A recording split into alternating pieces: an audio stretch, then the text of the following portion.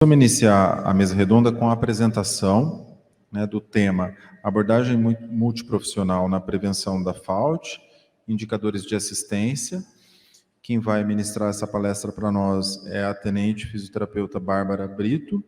Ela é fisioterapeuta do Hospital da Polícia Militar, formada pelo Centro Universitário de Belo Horizonte, especialista em terapia intensiva adulto pelo COFITO, especialista em fisioterapia hospitalar pela Faculdade de Ciências Médicas de Minas Gerais, especialista em cuidados paliativos pelo Instituto Albert Einstein, tenente fisioterapeuta do Hospital da Polícia Militar de Minas Gerais.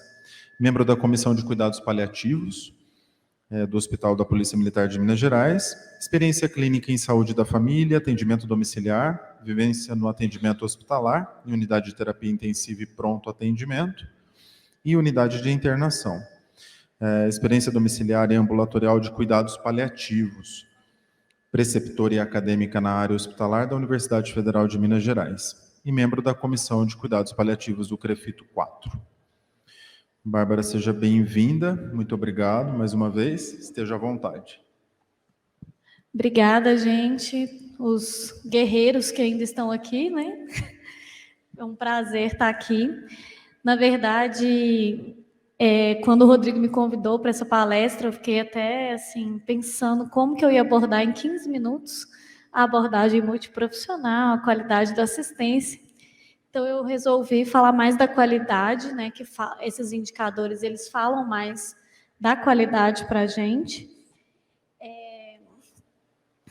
Então, a primeira... Já dá para passar?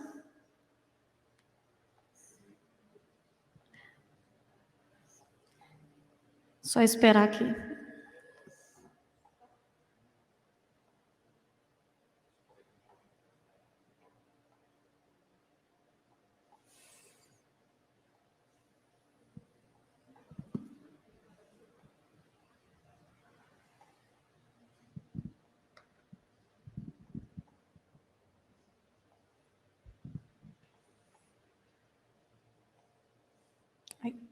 Dá para usar esse aqui mesmo?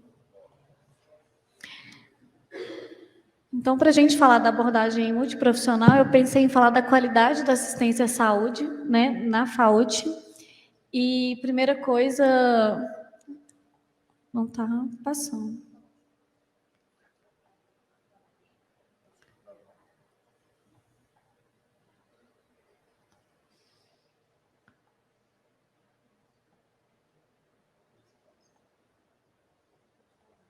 Não.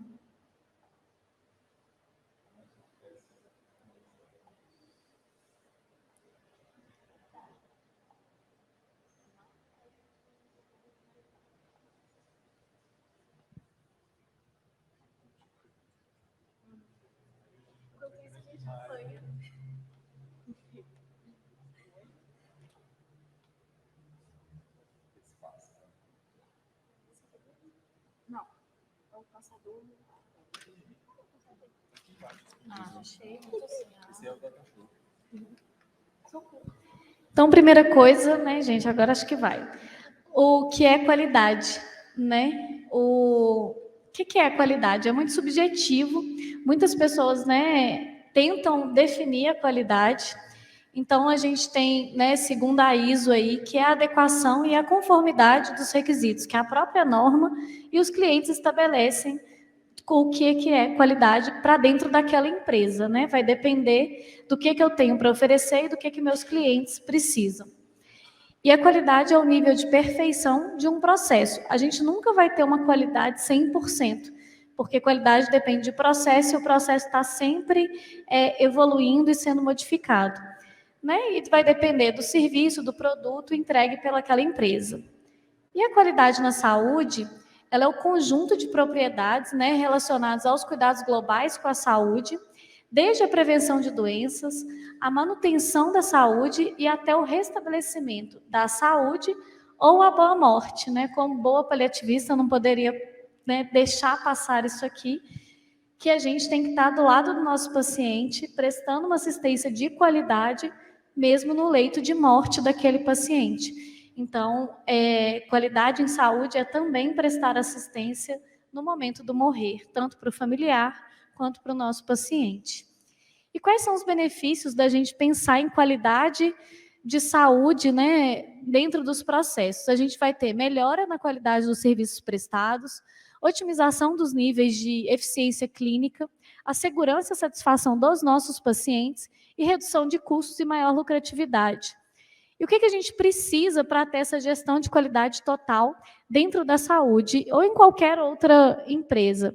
A gente precisa de ter foco no cliente ou no paciente, uma boa liderança para poder gerir essa qualidade, o engajamento das pessoas, da equipe, para poder ter um atendimento de qualidade, abordagem por processos. A gente sabe que dentro da área da saúde nada é receita de bolo, mas a gente precisa ter processos para a gente poder seguir um norte e atender melhor os nossos pacientes.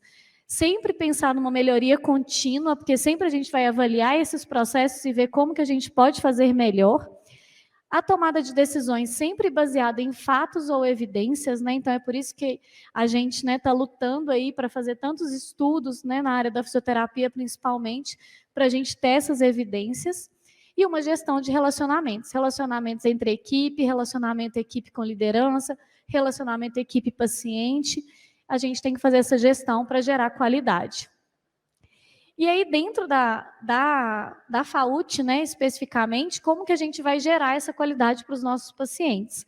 A primeira coisa, a gente tem que pensar numa avaliação completa dos meus pacientes. Eu tenho que pensar numa avaliação neuromuscular, neurofuncional, respiratória, musculoesquelética, psicológica, nutricional, cardiovascular, espiritual, social, para eu entender o que o meu paciente precisa e o que é qualidade para o meu paciente. Falando especificamente assim, né, da fisioterapia, a qualidade da assistência depende da gente entender qual estrutura e função do meu corpo está com uma disfunção, com uma alteração, e o que isso está influenciando na atividade e participação do meu paciente. Porque a percepção de qualidade do paciente, ele só vai entender isso na atividade e na participação. Se ele não consegue andar e com isso ele não consegue ir visitar os netos, por exemplo, ele vai perceber que o serviço foi de boa qualidade quando ele conseguir andar e ir visitar os netos dele. Então, essa que é a preocupação da qualidade da assistência dentro da FAUT. E aí a gente vai precisar, para isso, né, traçar metas assistenciais a curto e médio prazo, né, isso falando multiprofissional, né, que aí agora a gente vai, todo mundo, nutrição, fisioterapeuta, enfermeiro, médico, todo mundo precisa pensar em metas. Quais os objetivos que a gente vai alcançar com essas metas? Quais condutas eu tenho que tomar para eu alcançar meus objetivos e alcançar as minhas metas? E o planejamento assistencial multiprofissional. Igual falaram aqui da eletromiografia, né, da eletroestimulação. Quando eu faço a eletroestimulação do meu paciente, eu preciso entender que ele precisa de um aporte nutricional melhor para eu conseguir estimular essas fibras musculares e ter um ganho. Lá no militar, a gente aplicou eletroestimulação muito nos pacientes do COVID, no paciente crítico. E uma coisa que a gente conversava muito com a nutrição era sobre o aporte nutricional. Então, os nossos pacientes recebiam whey, creatina, para poder ganhar músculo, que é o que ele precisa naquele momento. E aí, como que eu vou medir qualidade? Se qualidade é subjetivo, depende de cada um. Como que eu vou medir essas qualidades? Com os indicadores de assistência, né? Então, aí, porque esses indicadores, eles vão dar um norte para a gente, se a gente está fazendo o melhor, como que a gente pode melhorar a qualidade de assistência para os nossos pacientes. E a gente vai ter indicadores gerais, que vai ser a satisfação do paciente, né, que é a NPS, que todo mundo já conhece, a média de permanência no hospital, e essa média pode ser tanto média de permanência total, quanto uma média de permanência só UTI, uma média de permanência só unidade de internação, tem como a gente avaliar essas 3 médias. Os eventos adversos que acontecem com o meu paciente, então isso também é um indicador de qualidade, né? Quanto menos evento adverso, melhor a qualidade no meu serviço. A taxa de reinternação. Se eu tenho uma melhor assistência dentro do hospital, se eu tenho uma melhor qualidade de atendimento dentro do hospital, eu vou devolver esse paciente para a sociedade numa condição melhor. E com isso, a taxa de reinternação é menor. Os indicadores de qualidade da FAUT em si, né, que é o que a gente usa lá no hospital, que a gente pensou, né, a gente ainda não está rodando, mas a gente começou a coletar os dados, é a taxa de mortalidade, que em vários os estudos são muito contraditórios em relação a ela, para a FAUT. Alguns falam que quando a gente tem melhor mobilização precoce, melhor atendimento, tem menor taxa de mortalidade, outros já falam que não tem comprovação, então a gente ainda precisa estudar mais sobre isso. O primeiro dia de sedestação, ortostatismo e deambulação são indicadores válidos para a FAUT, e o tempo de ventilação mecânica também, ele é contado, e ele é a mesma coisa da taxa de mortalidade. Alguns estudos já falam que tem muita melhora, e outros já falam que não é comprovado, é outro ponto que a gente tem que estudar mais. E aí, falando de custo-efetividade, porque quando a gente fala de qualidade, a gente tem que pensar em efetividade para os nossos pacientes. Então, a eficácia, né, é o que a gente olha, se está funcionando dentro do ensaio clínico, tudo controlado e arrumadinho ali, então aí a gente vai perceber que é eficaz aquele estudo. A efetividade é se aquela intervenção funciona na prática clínica, na nossa rotina, né? E a eficiência é se aquela intervenção vai contribuir para o uso eficiente dos recursos que a gente tem. Então, é importante, quando a gente pensar em qualidade, a gente pensar em custo-efetividade dentro do hospital. E aí, o que é o desfecho em saúde de a gente trabalhar com qualidade e custo-efetividade? A gente vai ter anos de vida ganhos, dias de incapacidade evitados. E a gente vai ter, né, a vantagem de utilizar esses desfechos concretos e relevantes na prática clínica, e a desvantagem é porque ainda a gente não consegue comparar muitos estudos, porque a gente tem poucos, né, são restritos os estudos em relação a isso. E concluindo, né, a qualidade em saúde, gente, e os indicadores, a gente tem que aprender a usar eles como ferramentas de gestão, porque eles precisam ser prioridade nas nossas aplicações. Estava conversando com a Carol ali agora, né? É muito difícil, às vezes, a gente fazer a equipe entender que a gente precisa preencher papel, que a gente precisa coletar dado, porque esses indicadores é que vão trazer um norte para a nossa assistência e mostrar que a gente realmente está fazendo o nosso melhor e como que a gente pode melhorar os nossos processos. Então, é um passo muito importante para tornar o gerenciamento da qualidade em saúde em um grande diferencial no mercado. Então, é importante a gente, né, começar a pensar nisso, que esse estudo da qualidade em saúde tem pouco tempo, né, que isso começou a ser olhado mesmo, então a gente tem que desenvolver para poder mostrar, né, toda a nossa importância, tudo o que a gente é capaz dentro do hospital. Então, mas na profissão, além de amar, a gente tem que saber, e o saber leva tempo para crescer. É do Rubem Alves. Então, como aqui eu sei que tem muitos estudantes, eu acho que essa frase aí é para mostrar que a nossa caminhada é longa, que a gente ama a profissão, mas que a gente tem que estudar muito para isso. Muito obrigada, estou à disposição.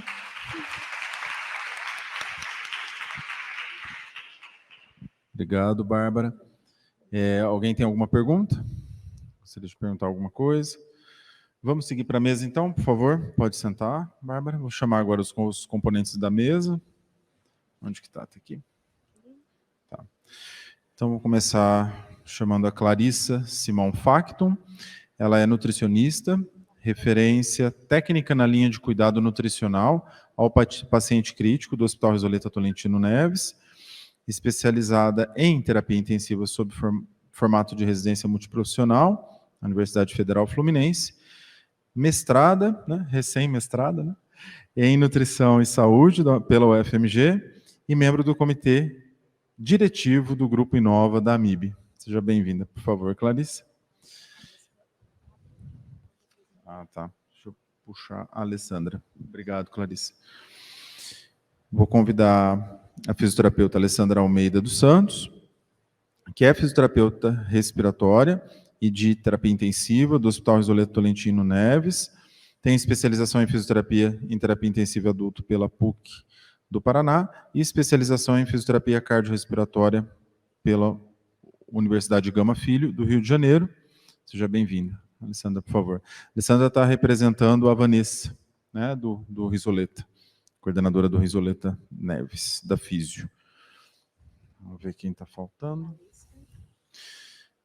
Deixa eu chamar a Valesca, mas está tão pequenininho aqui, Valesca, peraí.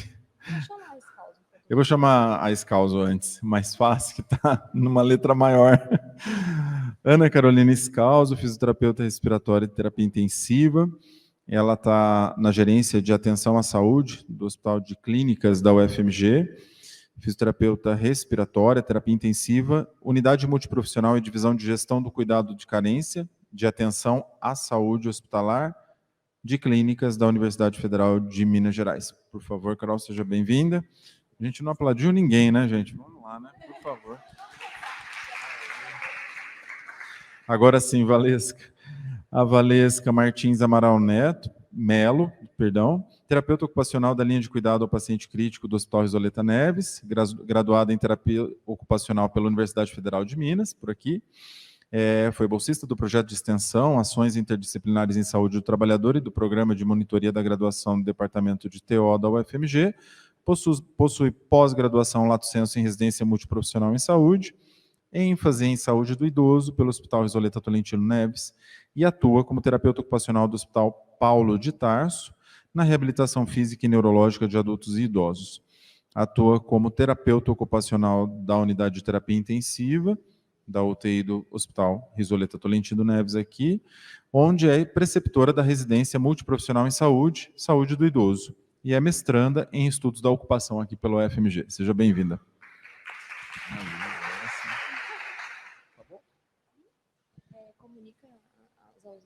Nós temos 2 ausências, pessoal, que eles não puderam vir.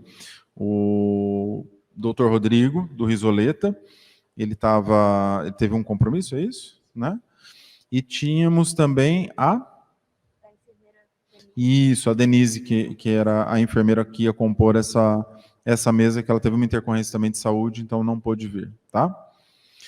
Bom, eu acho que fechar o simpósio com uma mesa nessa magnitude, para nós é uma honra e um prazer enormes, porque nós conseguimos hoje, né, em relação ao simpósio, unir muitas classes profissionais, e profissionais que trabalham juntos o tempo todo, né? E acho que com o passar dos anos a gente está conseguindo alinhar melhor isso, né, e interagir melhor. Na época que eu fiz graduação, que faz pouquíssimo tempo, nós tínhamos várias rusgas, vários problemas, né, da multidisciplinaridade, e isso a terapia intensiva ensinou a passar por cima, e a gente acho que está conseguindo produzir coisas boas, né? Então, eu queria lançar uma pergunta para vocês, aí quem quiser tomar a palavra, né? Eu acho que, como que está, na visão de vocês, essa interdisciplinaridade no sentido de termos indicadores comuns de assistência que elevem a nossa assistência para um patamar de melhoria, né? Vejo que cada profissional tem a sua baliza, vamos dizer assim, seus indicadores e tal, mas vocês conseguem, né, visualizar um indicador, né, vou puxar um pouquinho para a terapia intensiva, se vocês quiserem comentar outros lugares também está aberto, mas vocês conseguem visualizar um senso comum do que a terapia intensiva está se organizando para ter um indicativo comum, um índice em comum, né, que você converse entre as equipes e fala, não, isso realmente impacta. Quem que se habilita aí?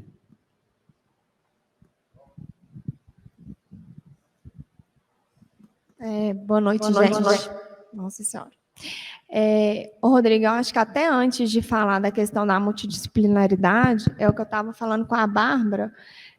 Tá? Tá, né? É a questão de quem está na ponta, principalmente, entender que os indicadores... o indicador ele não é uma ferramenta da gestão, sabe? Especificamente, o indicador ele é uma ferramenta da equipe. E acho que qualquer equipe, independente de ser nutrição, de ser fono, de ser TO, de ser físio, de enfermagem, da parte médica, é entender que a gente não pensa no indicador e não trabalha no indicador pensando que isso ali vai servir só para a gente, não. Aquilo ali vai servir para mostrar a eficácia, até para indicar para a gente se a gente está no caminho certo do objetivo final que a gente quer chegar, que, na maior parte das vezes, Na parte da fisioterapia é a parte da reabilitação do paciente, seja, né, voltado mais para o lado respiratório, mais para o lado motor, ou de forma geral, que é o ideal que a gente vê de paciente como um todo. E eu acho que, assim, antes mesmo da gente juntar as equipes, é dentro de cada equipe a gente entender que isso é função de todos, é de quem está na ponta. E a função nossa da gestão é tentar traçar um indicador da melhor maneira possível para que ele possa ser coletado da melhor forma, né? Porque a gente sabe quanto que o tempo é curto para a gente fazer as coisas, para não sobrecarregar mais e a gente simplesmente falar, olha, a gente vai ter um indicador disso, X, Y e Z, e só ficar passando função para as pessoas, que às vezes o tempo já é tão corrido. Mas que a gente possa extrair, inclusive, da melhor forma, as melhores respostas que a gente quer ver daquele indicador em relação à funcionalidade do paciente. Isso eu acho que é uma coisa que cabe para todas as equipes, não só a parte de função motora, especificamente, mas assim, de como que a gente está devolvendo esse paciente para a família, né? Então, isso eu acho que é muito multidisciplinar, que é tanto da parte nutricional, quanto da parte psicológica, quanto da parte fonoaudióloga, assim, de todas as equipes, eu acho que é essa obrigação que a gente tem de tentar, pelo menos, retornar esse paciente no mesmo nível que ele chegou para a gente. É lógico que a gente tem situações críticas, igual os meninos do João estão ali, e não deixo mentir, que às vezes é um paciente que era completamente ativo, e realmente a gente não tem muito o que fazer, dependendo da circunstância que aconteceu com ele, né? Às vezes é um TRM, foi uma lesão importante, que aqui não tem como a gente devolver ele para a família da mesma forma, mas às vezes a gente tem internações de pacientes que a gente consegue sim tentar devolver ele no mínimo possível, assim, o que ele era antes. E às vezes a gente peca nisso, de não tentar entender o todo do paciente e tentar melhorar isso. Então, acho que é trabalhar esses indicadores, tentando olhar o paciente como um todo, pensando que o indicador é parte de toda a equipe, não só da gestão, e a importância que cada um tem na parte tanto da construção, quanto da aplicação daquilo ali, do levantamento de dados, e conseguir finalizar justamente sabendo se a gente está no caminho certo. Queria complementar um pouquinho o que a colega falou, em relação ao compartilhamento de indicadores, né? Hoje, no Risoleta, a gente tem o colegiado multiprofissional da linha de cuidado intensivo, e isso foi algo que acrescentou muito para o serviço do paciente crítico como um todo, porque é onde cada categoria, né, cada profissional mostra o seu indicador, e aquilo ali é discutido entre todos os profissionais, e como aquele indicador impacta em cada exercício da profissão, impacta para o paciente.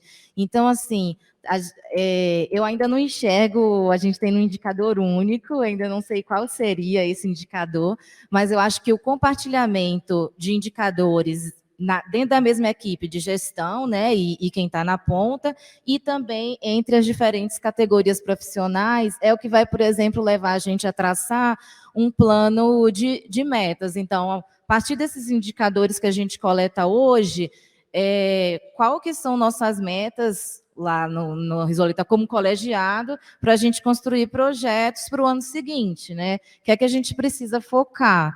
A gente precisa trabalhar essa questão da FAUT, né, da mobilização precoce, de que forma cada profissão vai atuar.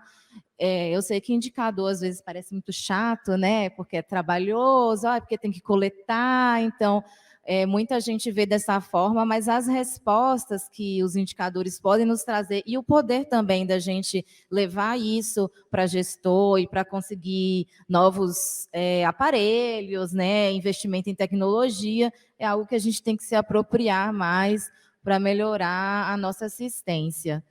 Hoje, um indicador que a gente coleta, que faz interface, né, com essa questão de fatores de risco para a FAUT, a nutrição coleta, é a taxa de adequação da infusão dos módulos de proteína.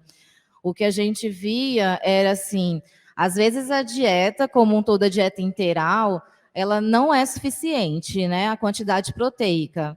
Até a Juliana, quando fez a palestra, né, falou, a gente faz uma dieta mais hipocalórica, normocalórica, mais hiperproteica, nem sempre, na maioria das vezes, a dieta integral não é suficiente, a gente tem que utilizar módulos proteicos. E aí a gente começou a perceber, coletando dados, que esses módulos proteicos também não estavam sendo, muitas vezes, infundidos na taxa adequada, né?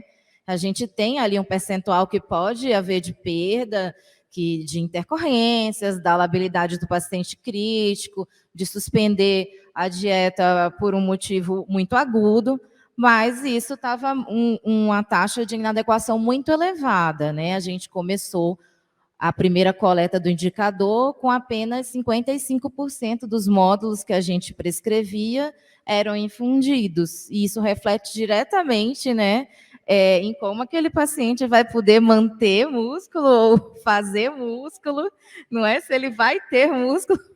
Então, isso influencia demais no resultado do paciente em diversos desfechos. E só da gente iniciar a coleta desse indicador e começar a apresentar no colegiado e discutir com as diversas equipes, a gente já está quase batendo 70% de adequação. Isso com um ano, vai completar agora um ano de coleta, só do conhecimento. E o treinamento que vai começar no próximo ano, porque nosso objetivo é 80%. Então, eu acho assim que os indicadores eles vêm para acrescentar, e a gente faz a quantidade de indicadores que a gente tem em perna e vai selecionando os que são mais possíveis dentro da unidade. Boa noite. Eu queria acrescentar, até inclusive um trabalho que a gente faz lá no Risoleta, desculpa, da nutrição junto com a fisioterapia, que as nutricionistas adequam a dieta do paciente, né, o gasto calórico dele, de acordo com a mobilização que o fisioterapeuta está fazendo com aquele paciente. Lembrando que a nossa realidade é de um fisioterapeuta para 10 leitos, né, os acadêmicos que já rodaram lá sabem, não me deixam mentir. É um fisioterapeuta para 10 leitos, e aí acaba que, por ser um hospital de trauma, a gente tem muito paciente chego entubado, né? E esse paciente tem uma média aí de intubação de 10 dias ou menos. Se o paciente ultrapassa esses 10 dias, por N motivos, ele vai ser tracostomizado. Aí até fazer a desconexão da ventilação mecânica, a gente conseguir mobilizar esse paciente, já se passaram 10 dias do paciente no leito. Aí surge a pergunta, né, que eu acho que é um indicador que a gente tem que melhorar muito, esse da mobilização dos pacientes em terapia intensiva, da mobilização precoce. E aí esse paciente entubado, por que não foi mobilizado? Porque muitas vezes o paciente fica agitado, ele está sedado, ele não tem um RAS zero ali, né, entre -2 e 0, para a gente poder conseguir mobilizar esse paciente. E quando a gente consegue, acaba que essa mobilização, eu acho que fica muito voltada só para a fisioterapia. Então tem que ser algo tem que ser visto como a equipe toda, multiprofissional. O técnico acabou de dar banho, pode sentar o paciente está estável? Pode.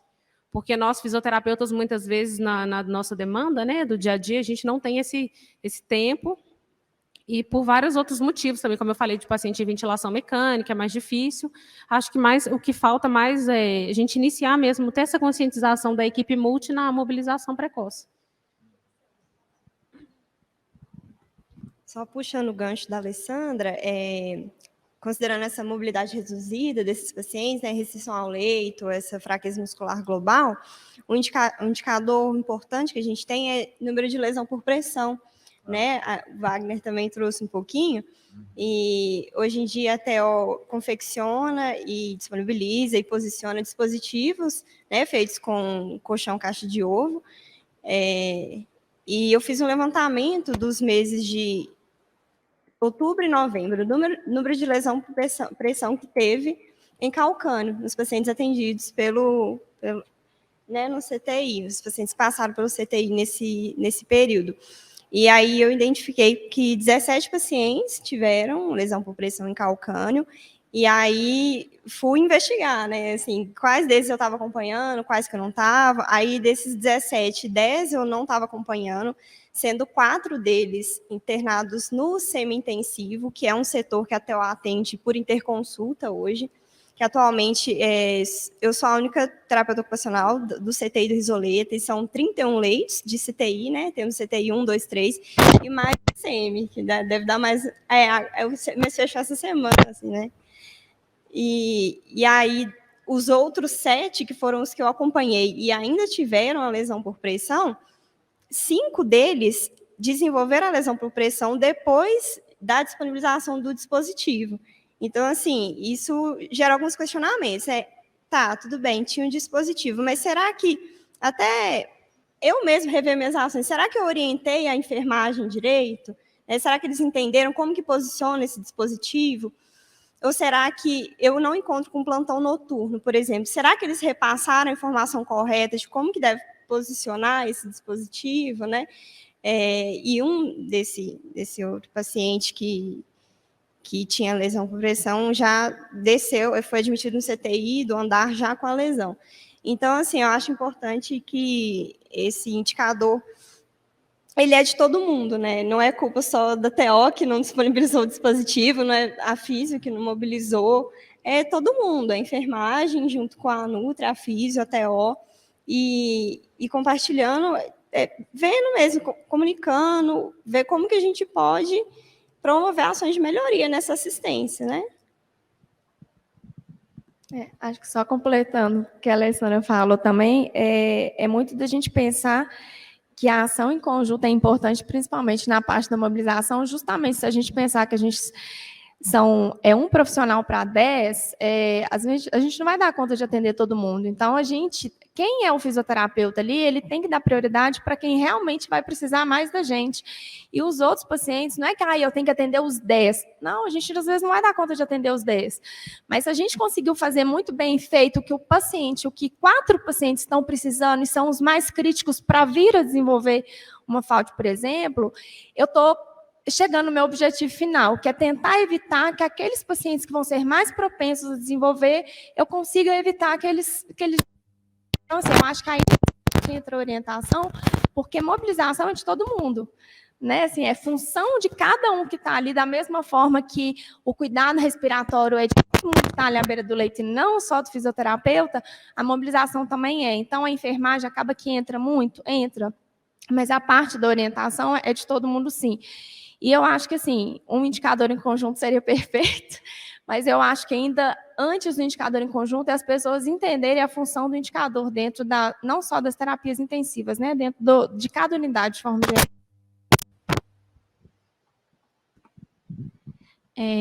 Só falando dessa abordagem multiprofissional, igual ela falou sobre vocês têm uma reunião de um conselho, né? A gente lá no hospital, a gente tem uma reunião mensal também com a diretoria, e aí todo mundo apresenta os seus indicadores para a gente ter essa discussão. E aí, quando a gente foi implementar o protocolo de mobilização precoce, uma coisa que ajudou muito para as pessoas entenderem que a mobilização não era só do fisioterapeuta, porque todo mundo acha que o físio que tem que ir lá sentar, que tem que mexer, que tem que pôr na poltrona, que tem que pôr na cadeira de banho e tal. A gente fez uma capacitação de toda a equipe de enfermagem, então a gente fez um treinamento com eles de mobilização precoce, como que eles poderiam, a gente pegou, né, punha um como paciente, outro como enfermeiro, para ensinar melhores técnicas de como tirar aquele paciente do leito, de como sentar aquele paciente na poltrona, sentar beira-leito, como que poderia posicionar. E isso foi uma coisa que a gente viu que melhorou muito. Pregamos plaquinhas em todos os boxes do CTI com os níveis de mobilização, e então eles já olhavam lá e já falavam, então esse paciente pode sentar. Então, eles mesmos, pós-banho, já colocavam o paciente na poltrona. A gente lá tem um recurso que a gente tem um elevador, né, de sedestação. Então, isso ajuda muito. Mas, mesmo assim, a gente incentiva eles, porque eles queriam colocar todo mundo sentado com elevador. A gente falava, não, esse paciente tem controle de tronco, então esse vai sem elevador. Então, isso foi uma coisa que auxiliou muito. E um indicador que acaba que é coletado junto lá no hospital, né, da UTI especificamente, e que gera muitas discussões, é o indicador de desmame da VM. Ele é coletado conjuntamente. O médico coleta uma parte, o físio coleta outra parte, e a enfermagem coleta outra parte.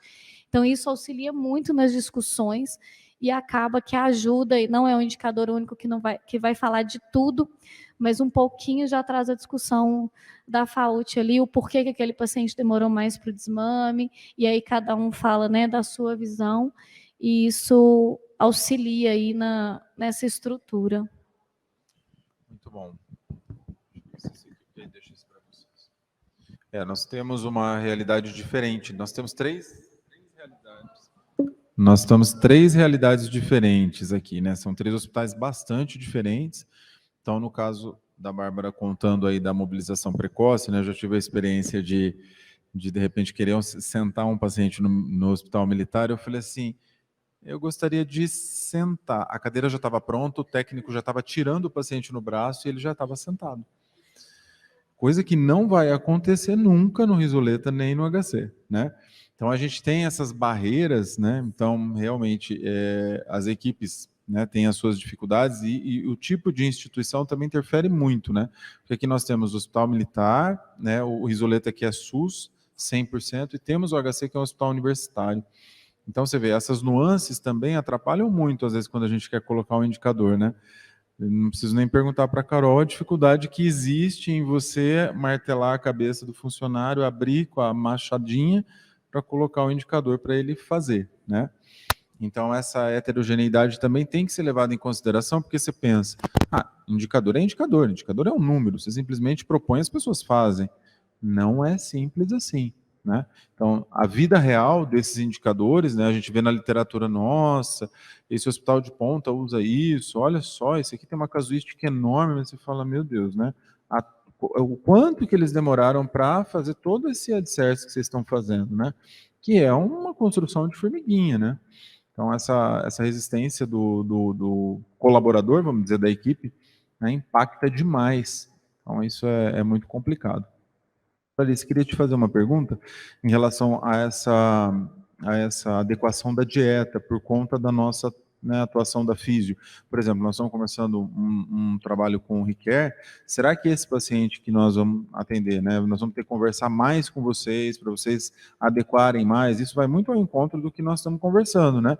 Se nós estamos mudando um protocolo da físio, nós temos que conversar com o nutricionista, temos que conversar com a TO para saber se o posicionamento depois nós vamos deixar de qual jeito, se vai usar os seus coxins ou não, ou se tem um jeito melhor para deixar, né? Então, essa conversa, né, que a gente está pensando em fazer por conta, né, movidos por conta do academicismo, do científico, do trabalho científico, também impacta na gerência e no dia a dia, né? Então, eu queria te perguntar e depois eu passo para... Com certeza vai gerar uma demanda proteica diferente, né, para um paciente que agora vai estar em uma atividade que ele não estaria antes, né? Os estudos com eletroneuro que estão avaliando a parte da terapia nutricional, que eles têm feito protocolos, nem é baixa proteína, tá, gente? É tipo proteína menos hiperproteica e muito hiperproteica, né? Então, assim, os grupos menos hiperproteicos, ele já tem que ter ali um basal de proteína que às vezes é até um pouquinho a mais do que o que a gente às vezes dá nas fases iniciais da doença crítica de alguns pacientes, né? Então, tá aí uma média de 1,3, 1,4, né? Os de proteína mais baixa. E aí teve um grupo do Maranhão que conseguiu ali 1,6 para o grupo de proteína mais alta e que teve uma boa resposta, né? Mas eles não fizeram eletroneuro esses, foi cicloergômetro. O de eletroneuro foi com 1,7 mais ou menos já de proteína. Mas assim, toda vez que a gente vai gerar, né, um aumento de demanda muscular, a gente vai precisar tanto dessa adequação proteica, sem esquecer também ali da caloria, porque é o que vai, claro, contribuir para que essa proteína seja utilizada de forma adequada. A prescrição para a gente não é assim um problema, né? A gente, enfim, vai ter, o Recare ainda vai ter as medidas, né, de ultrassom, então vai ser possível acompanhar e adequar a proteína caso esteja havendo perda. O problema para a gente hoje é a infusão, né, que é justamente isso. Então, o que vai exigir, assim, dentro de um protocolo de pesquisa? É o monitoramento mesmo da infusão. E era uma coisa até que eu ia perguntar, assim, acho que tem muitos estudantes aqui que fizeram, né, o estágio agora, que uma coisa muito negligenciada dentro dos hospitais é o jejum. Então, às vezes, você pergunta para quem está ali no leito, ou seja, enfermagem, não, esse paciente está de jejum. Alguém se pergunta por que esse paciente está de jejum? Ou aceita essa resposta, né? Porque, assim, aceitar não é normal estar em jejum, né? Tem que ser uma coisa excepcional. Então, é uma coisa para a gente sempre se perguntar: por que está em jejum? Por que está desligada a dieta? O que aconteceu? E se o que aconteceu é contraindicação ou não, se é uma contraindicação real, e chamar a equipe atenção para aquilo, né? A gente sempre tenta fazer isso, tanto que dentro do CTI até reduziu um pouco as pausas que a gente tem de dieta, mas a gente ainda tem muita interferência externa, né? Jejuns muito prolongados para exames, mas isso é uma coisa que tem que ficar sendo revista, e se todo mundo perguntasse por que o paciente está em jejum, isso ia causar um estranhamento maior, não ia ficar tão banalizado a questão do jejum, mas eu acho que a gente vai ter que fazer mais um monitoramento mesmo de infusão e, claro, adequar o que for preciso relacionado à oferta proteica. Lá no hospital, gente, principalmente no Covid, né, que a gente teve muitos pacientes com FAUTs gravíssimas, a gente trabalhou muito perto com a gente já trabalhava, a gente tem um relacionamento muito bom, mas aproximou ainda mais, porque a gente começou a usar muitos recursos, inclusive a eletroestimulação. E aí, o que acontecia, né? A gente, como fisioterapeuta, a gente sabia que ele tinha que receber o aporte proteico logo após a fisioterapia. Né? A gente teve uma reunião e foi combinado isso, que logo após a fisioterapia, aquele paciente tinha que receber o aporte proteico definido pelo nutricionista. E aí, a gente era responsável, assim que terminava a fisioterapia, e lá na enfermagem falava, ó, tem que dar agora o aporte proteico. E alguns pacientes, como às vezes o aporte proteico não podia ficar muito tempo ali guardado, né, porque tem que subir da cozinha, essas coisas, eles tinham um horário marcado de fazer fisioterapia para esse aporte proteico acontecer e a gente conseguir ter todo o ganho, né, desse trabalho multidisciplinar com os pacientes. Então, foi uma coisa que funcionou muito, porque aí a gente só saiu do quarto na hora que a gente via o negócio correndo no paciente. Então, aí dava muito certo.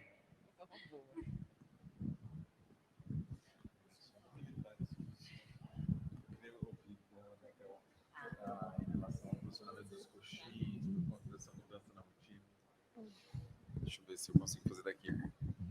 Não, com esse trabalho de estimulação elétrica, né? Será que isso provavelmente vai impactar também na sua rotina com esses pacientes? Porque o que eu vejo, né? Porque eu vou pouquinho em cada hospital, mas eu vou bem pouquinho. Às vezes que eu encontro a terapeuta ocupacional, ela está lá, né? Posicionando, e ela está com rodinha no pé, tipo, posso te ajudar atrás? E ela passa, né? Porque ela tem muita demanda mesmo. Uhum. Então, eu queria ver se isso também vai impactar e o que você acha, né? De alguma adequação, enfim, já para a gente ter uma prévia do que pode acontecer, entendeu? Sim, isso era um ponto que eu queria trazer para a discussão mesmo, porque eu estava pesquisando sobre a estimulação elétrica, né, neuromuscular, e eu sempre, nos artigos que eu vi, associada à mobilização, né, mobilização precoce, mobilização passiva, e assim, não sei se foi questão da minha estratégia de busca no Web of Science, não sei, mas me corrija se eu estiver errado. Eu senti falta, assim, de associar a estimulação com o treino funcional de AVD, né, de atividade de vida diária. Então, eu penso que seria um caminho muito interessante, né, que é o foco da TO, né, a gente buscar essa independência do paciente nas atividades de vida diária.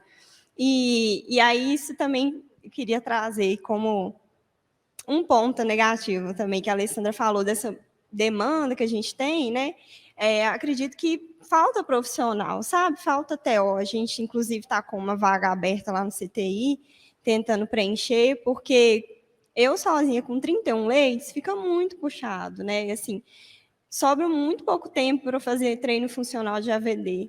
E acaba que muitas vezes eu priorizo esse posicionamento dos dispositivos para prevenir lesão por pressão, né?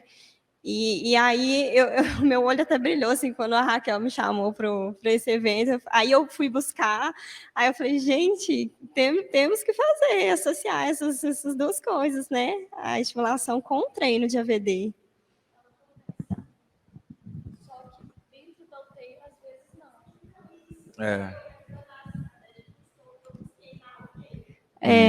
É porque dentro da UTI, pelo menos assim, né, a realidade é mais a gente usa mais no paciente que ele não está conseguindo movimentar. Lá no hospital, quando ele vai para a unidade de internação, por exemplo, a gente já vai para o outro tipo de eletroestimulação, que é essa com AVD, que aí fica na UTI, lá no hospital, é muito difícil, é só se o paciente tiver numa internação muito prolongada. Eu não sei nos outros como que funciona.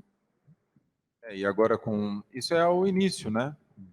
Começamos de forma porque a ideia do projeto nesse momento é começar de forma precoce para evitar a FAUT, que é um evento que a gente não tem prevenido. Na real, a gente não tem conseguido.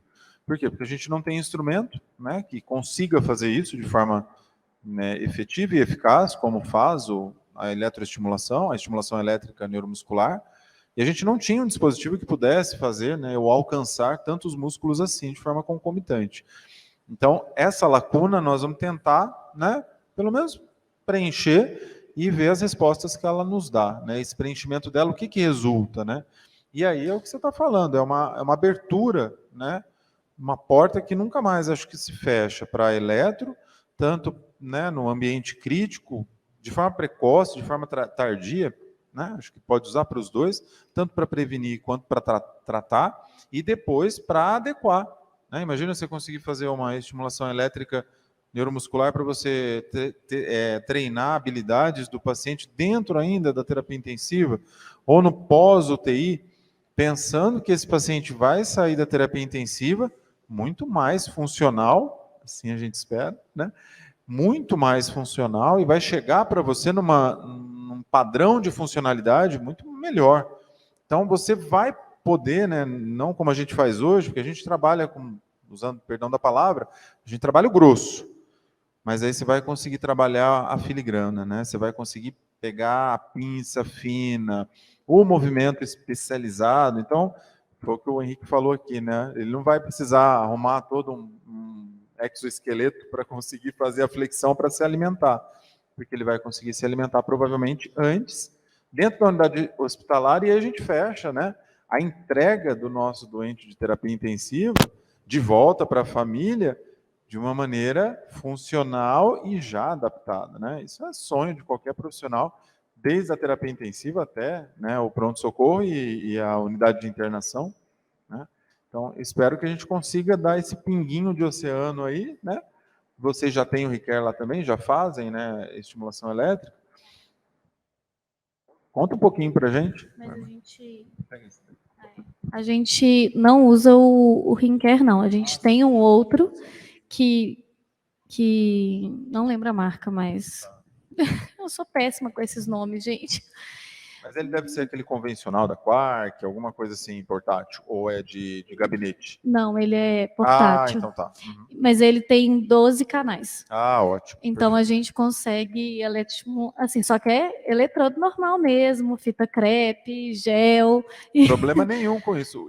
O resto é perfumaria, o importante é a corrente elétrica. Exatamente, mas ele é muito bom, ele tem uma corrente muito boa e tem várias opções também de treinamento dentro dele. Então, com isso, a gente conseguiu usar, e hoje em dia, né, acabou que o Covid, a gente tinha e não usava, e o Covid fez a gente agilizar nesse ponto. Então, hoje em dia, a gente tem uma visão muito melhor, né, e até dessa questão da AVD e tal, a gente começou a treinar mais. A gente teve um paciente de um acidente, paciente de 20 e poucos anos, ficou com tetraparesia, barriga aberta, e ele ficou com muita dificuldade no alimentar, abdução ele não fazia e nem flexão de cotovelo. Então, a gente treinava junto com a eletroestimulação para ele fazer abdução e flexão de cotovelo. Os meninos pegaram ele. Fiquei sabendo. Muito bacana isso, né? E entender, né, que esses 3 hospitais, né, fundamentais para o paciente aqui de Belo Horizonte, né, aliado, né, ao ensino dos nossos alunos, nos deixa muito feliz, né? Ouvir essas histórias, saber, né, do que eles contam para a gente, porque eles contam tudo para a gente, sabe? Então a gente fica sabendo, né, do que eles estão aprendendo. Eles chegam e falam: nossa, viu? Aqui em Minas é nu. Eu sou de São Paulo, eu ainda me assusto um pouco, mas eu acho super bonitinho, né, quando vocês falam assim. E é espanto mesmo, você vê que é lá de dentro, né? Ele fala: nu, eu vi isso lá. Eu falo: que bom, né? Isso, exatamente. Aí o Isoleta e o HC também são terciários e de referência regional. Então tem coisas que só tem no HC, né? Tem coisas que só o Risoleta faz para você. Para as outras, né, tem os outros. Então essa experiência é fundamental e eles são formados nesses locais e normalmente é o primeiro contato que eles têm assim mais próximo da área hospitalar. Porque normalmente aqui na UFMG eles têm uma tendência a seguir mais o ramo músculo-esquelético, né? A outras áreas da fisioterapia que chamam mais atenção. Aí tem 2 caminhos, né? Ou quem não gostava ama, ou quem não sabia detesta.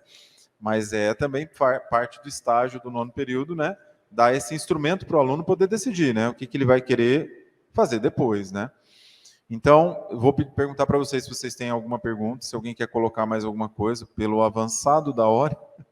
Se vocês querem colocar alguma coisa, tá tudo certo, tranquilo. Então, eu quero agradecer. Oi? Deixa a Carol falar, depois eu agradeço. Eu queria só parabenizar pelo evento. Eu acho que a gente está precisando, né, Bárbara, igual a gente falou, juntar mais as pessoas aqui em Belo Horizonte. Eu acho que é lógico que a rotina é complicada, tem gente que trabalha em 2, tem filho, não sei o quê, mas eu acho que assim, quando a gente consegue ir juntando as pessoas e trocando experiências, um pouquinho ali que a gente conversou, a gente olha, nossa, até para a gente identificar, nossa, ela tem o mesmo problema do que eu, e eu achava que ela era assim. Ou então, nossa, que bacana, isso está funcionando lá, talvez se eu aplicar aqui. Então, eu acho que esses momentos que a gente tem, né, essa possibilidade da gente ter de troca de experiência, de vivência, e já levar isso para as pessoas que estão formando também, para os meninos verem, igual você falou, nossa obrigação possibilitar os meninos escolherem o que eles vão querer depois. Mas é nossa obrigação mostrar que, olha, tem essa parte aqui também. É interessante, tem gente que passa lá, nossa, Carol, eu achei que eu não fosse gostar, e eu estou gostando, acho que eu vou até fazer residência. Então, assim, é legal quando a gente vê isso, e mesmo aquele que passa pelo hospital e não goste, até para ele entender como que funciona no hospital, para ele conseguir atender melhor um paciente lá na frente, né, no ambulatório.